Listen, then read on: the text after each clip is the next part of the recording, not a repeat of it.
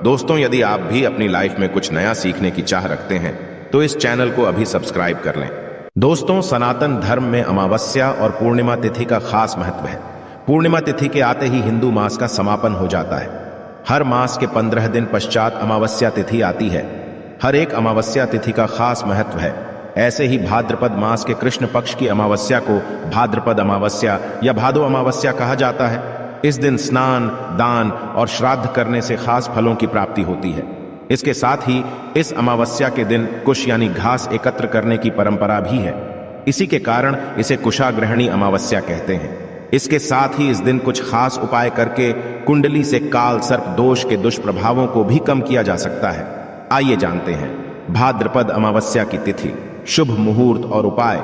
भाद्रपद माह के कृष्ण पक्ष की अमावस्या 14 सितंबर को सुबह 4:51 पर शुरू होगी और अगले दिन 15 सितंबर 2023 को शुक्रवार दिन सुबह 7:12 पर समाप्त हो जाएगी।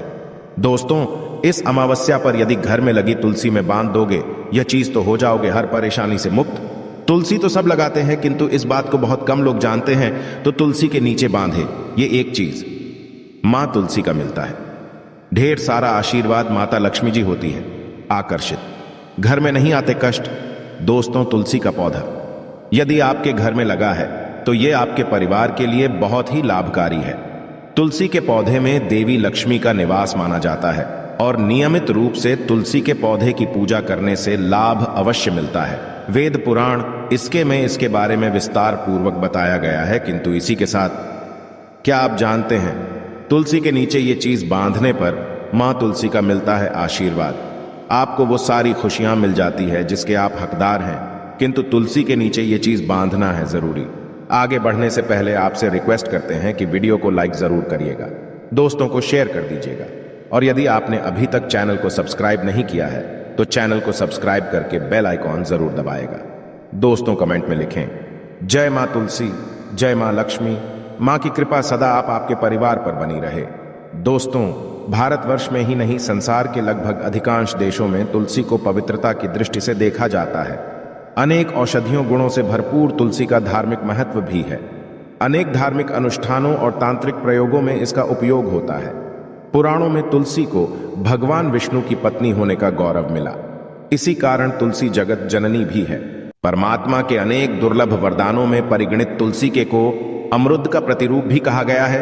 जहां तुलसी का पौधा लगा होता है वहां ब्रह्मा, विष्णु, शंकर यानी त्रिदेवों का निवास होता है और तुलसी की पूजा करने से महापातक भी उसी प्रकार नष्ट हो जाते हैं जैसे सूर्य के उदय होने पर अंधकार नष्ट हो जाता है। शास्त्रों के अनुसार जिन घरों में तुलसी का पौधा हरा भरा रहता है उस घर में सुख, शांति और समृद्धि बनी रहती है। भगवान की पूजा और प्रसाद में तुलसी का पत्ता होना सबसे जरूरी माना जाता है, क्योंकि इसके बिना पूजा अपूर्ण मानी जाती है।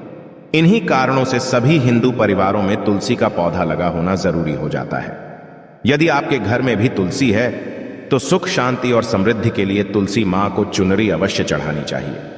अक्सर लोग जाने अनजाने में कई गलतियां कर देते हैं। वे तुलसी का पौधा तो लगा लेते हैं किंतु तुलसी मां को चुनरी नहीं ओढ़ाते, जिसके कारण उन्हें फलों की प्राप्ति नहीं हो पाती।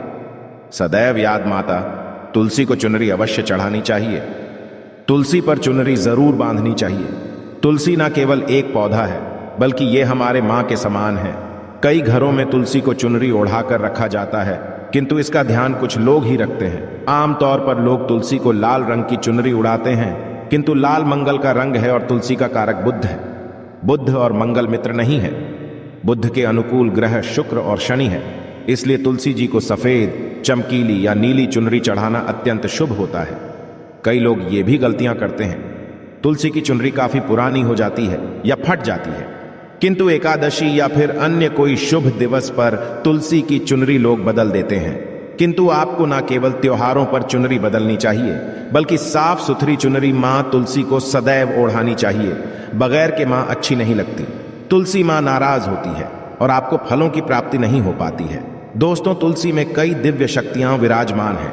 जो लोग तुलसी विवाह कराते हैं उन्हें कभी कष्ट नहीं आते। होती है स्वर्ग की प्राप्ति। मां बड़ी प्रसन्न होती है। शालिग्राम और तुलसी का विवाह करने से सारे अभाव, कलह, पाप, दुख और रोग दूर हो जाते हैं। दोस्तों, तुलसी के पास ये चीज कभी ना रखें।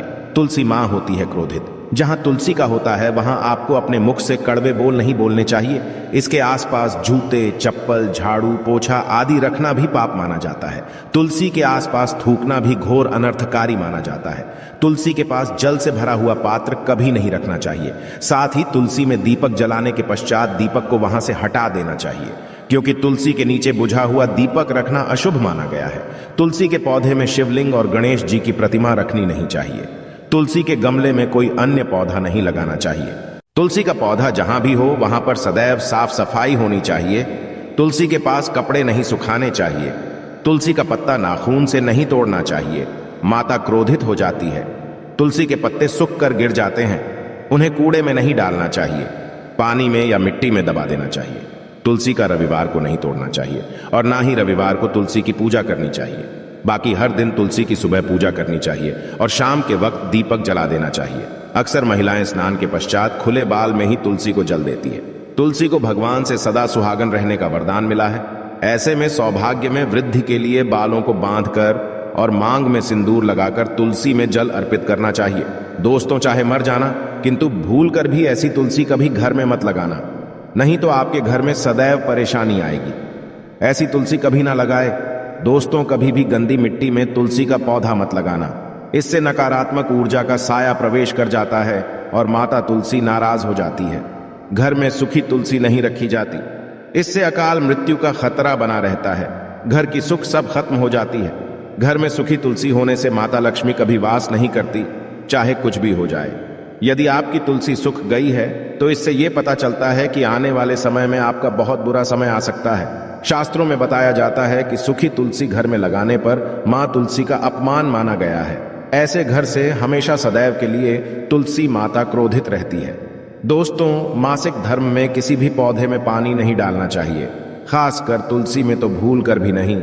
ऐसा कर से तुलसी का पौधा सूख सकता है और घर की सुख शांति सब भंग हो सकती है। तुलसी के पौधे में नियमित साफ सफाई करनी चाहिए। तुलसी के पौधे में केमिकल नहीं डालना चाहिए। तुलसी में सदैव खाद्य पदार्थ या कंपोस्ट ही डालना चाहिए। दोस्तों, तुलसी के पौधे में जल देते समय पैरों में चप्पल नहीं होनी चाहिए और वो जल आपके पैरों में गिरना नहीं चाहिए। इससे धन हानि का खतरा बना रहता है। व्यक्ति को पाप तुलसी माता के नियमित दर्शन करने से व्यक्ति को स्वर्ग की प्राप्ति होती है। सकारात्मकता का संचार पूरे घर परिवार पर बना रहता है। दोस्तों, तुलसी के पत्ते को नाखून से नहीं तोड़ना चाहिए। तुलसी के पत्ते नाखून से तोड़ने पर व्यक्ति को बीमारी लगती है, घर में बीमारियां प्रवेश करती है। दोस्तों, तुलसी का पौधा सदैव घर के बीचों बीच लगाना चाहिए। इसे बहुत ही शुभ और मंगलकारी माना गया है। तुलसी का पौधा घर में लाने से पहले सदैव याद रहे, बुरे भाव से इसे घर में नहीं लगाना चाहिए, अर्थात लालच में आकर तुलसी का पौधा घर में कभी नहीं लगाना चाहिए। इससे माता लक्ष्मी नाराज हो जाती है। दोस्तों, यदि आपके घर में एक से ज्यादा तुलसी के पौधे निकल आए तो आप अपने पड़ोसियों में से किसी को दे सकते हैं। शास्त्रों में कहा जाता है कि एक से ज्यादा तुलसी जब घर में निकल आती है तो वो बहुत ही शुभ माना गया है। ये साक्षात लक्ष्मी के आने का संकेत माना जाता है। देवी लक्ष्मी आपसे बहुत खुश है। तुलसी के पौधों को विषम संख्या में रखना चाहिए, जैसे 3, 5, 7 आदि। तुलसी में कभी शिवलिंग को नहीं रखना चाहिए। गणेश की प्रतिमा भी तुलसी में नहीं रखनी चाहिए, इससे उल्टा घर में विनाश होता है। नियमित तुलसी में दीपक जलाने से कई करोड़ों पुण्य व्यक्ति को प्राप्त हो जाते हैं और व्यक्ति स्वर्ग की प्राप्ति कर लेता है। दोस्तों, है घोर अनर्थ। ऐसे पौधे लगाकर मां तुलसी नाराज हो जाती है। घर में तुलसी के पास इन पौधों को कभी नहीं लगाना चाहिए। ये पौधे अशुभ होने के साथ साथ पूरे घर का विनाश भी करते हैं। मां तुलसी होती है क्रोधित। आज ही इन पौधों को घर से बाहर करें। दोस्तों, यकीन माने हम आपको शास्त्रों के अनुसार बता रहे हैं कि वो पौधा कोई और नहीं बल्कि नागफनी का पौधा है। जी हाँ, नागफनी का पौधा तो आपने जरूर देखा होगा। आपको बता दें, आप ऐसे कई घरों को देख सकते हैं जहां पर नागफनी का पौधा कभी नहीं होता है, क्योंकि ये पौधा नकारात्मक ऊर्जा का संचार करता है। पुराणों में बताया जाता है कि जो पौधा हरी भरी कलियों की उत्पत्ति ना करके कांटे की उत्पत्ति करता हो, जिसमें पत्तियां ना के बराबर हो, ऐसे पौधों को घर में कभी नहीं लगाना चाहिए। खास तौर से बताया जाता है कि किसी भी धार्मिक स्थल पर नागफनी का पौधा नहीं लगाना चाहिए। खा बात जब तुलसी के पौधे की आती है तो घर में कभी भी तुलसी के पास नागफनी का पौधा कभी नहीं लगाना चाहिए। ये नकारात्मक ऊर्जा का संचार बहुत तेजी से करता है। माता तुलसी के साथ साथ मां लक्ष्मी भी ऐसे घर में वास नहीं करती। जहां पर नागफनी का पौधा होता है। इसलिए आज ही अपने घर से इन पौधों को बाहर कर दें। ये पौधा अशांति फैलाने के साथ साथ भूत प्रेत आत्माओं को भी आकर्षित करता है। ये बुरी शक्तियों प्रतीक माना जाता है। दोस्तों, शास्त्रों में बताया जाता है कि यदि माता तुलसी के साथ साथ माँ लक्ष्मी की कृपा भी जो व्यक्ति पाना चाहता है तो तुलसी के पौधे के पास केले का पौधा जरूर लगाना चाहिए। इसे सर्वश्रेष्ठ और मंगलकारी माना जाता है। इससे माँ लक्ष्मी के साथ साथ विष्णु की कृपा भी मिलती है। माँ लक्ष्मी बहुत प्रसन्न होती है। दोस्तों, जिस घर के तुलसी में ये एक चीज नहीं रखी जाती तो उस घर से लक्ष्मी कोसों दूर रहती है। साथ ही तुलसी होती है क्रोधित और आप कोई भी कार्य करोगे कभी सफल नहीं होगा। दोस्तों, तुलसी का पौधा घर में है तो उसके साथ शालिग्राम को जरूर रखें, वरना बुरा समय आपको घेर सकता है। शालिग्राम भगवान विष्णु का निराकार रूप माना जाता है। ये काले रंग का पत्थर होता है जिसे विलक्षण और मूल्यवान माना जाता है। इसे बहुत सहेज कर रखना चाहिए। मान्यता है कि इसमें अल्प मात्रा में स्वर्ण भी होता है। शालिग्राम के पत्थर नेपाल में बहने वाली गंडकी नदी में पाए जाते हैं और जिस घर में तुलसी के साथ शालिग्राम को रखा जाता है उस घर में विष्णु के साथ साथ लक्ष्मी जी की कृपा भी बनी रहती है।